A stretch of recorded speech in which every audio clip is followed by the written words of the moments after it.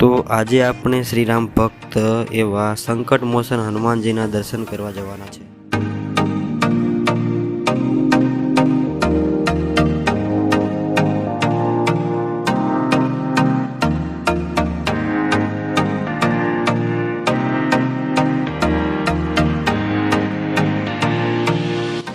તો મિત્રો આપણે પહોંચી ગયા છે ગુમાનદેવ મંદિર ગેટ।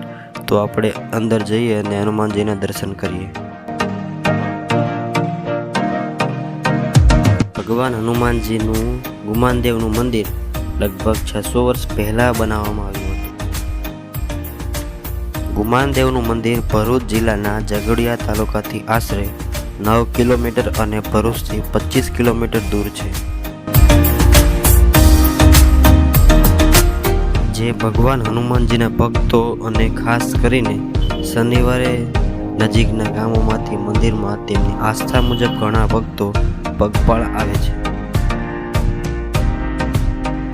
ટ્રસ્ટ દ્વારા દર વર્ષે શ્રાવણ મહિનામાં શનિવારે લોકમેળાનું આયોજન કરવામાં આવે છે અને હજારો ભક્તો અને મુલાકાતીઓ હનુમાન દાદા પ્રત્યે ભક્તિ સાથે ભાગ લે છે।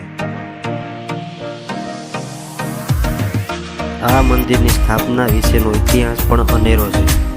કાવેરી અને નર્મદા નદીની મધ્યમાં આવેલા ગુમાનદેવ મંદિર સાથે એક દંતકથા જોડાયેલી છે।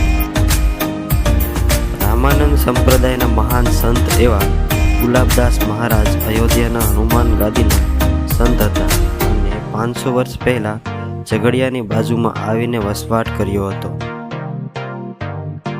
ત્યારે એક દિવસ એવું બને છે કે ગુલાબદાસજી મહારાજ જ્યારે સૂઈ રહ્યા હતા ત્યારે તેને અચાનક અહેસાસ થયો કે હનુમાનજી તેમને જણાવી રહ્યા છે કે ત્યાંથી થોડા અંતરે હનુમાનજીની મૂર્તિ પણ છે અને શિયાળ તેમને વળગી રહ્યું છે અને કેટલાક ગોવાળિયાઓ શિયાળને મારી નાખવાનો પણ પ્રયત્ન કરી રહ્યા છે।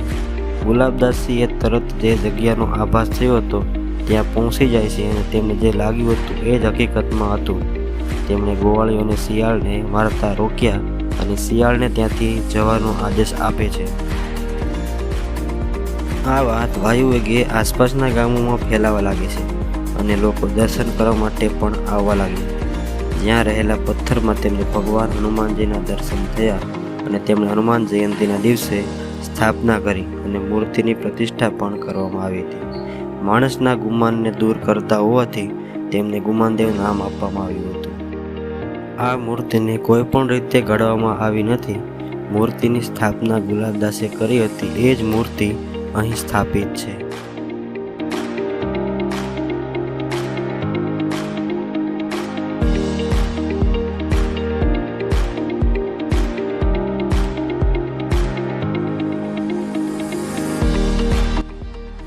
આ મંદિર પરિસર નર્મદા પરિક્રમાના માર્ગમાં આવે છે। આમ ટ્રસ્ટ પવિત્ર નર્મદા નદીની આસપાસ ફરતા યાત્રાળુઓ અને સાધુઓ માટે વિવિધ સેવાઓનું સંચાલન કરે છે।